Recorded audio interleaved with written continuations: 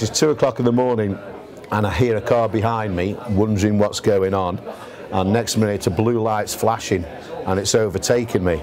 I can't stop because I'm on this steep downhill gradient.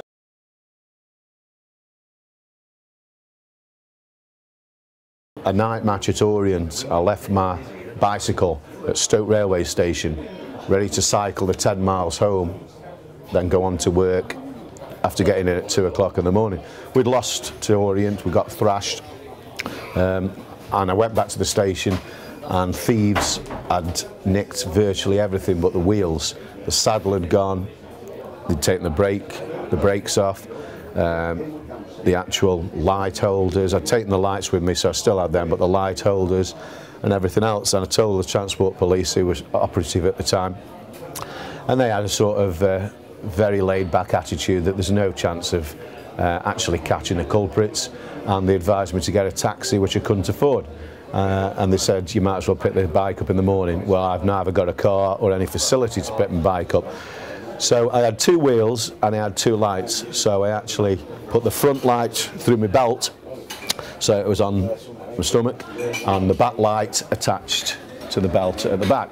And there's no saddle, so there's just a spike sticking up, the actual round spike, and so I had to cycle 10 miles standing up, which was all going well until I got to what was called Keel Bank, which is like a 1 in 5 gradient downhill.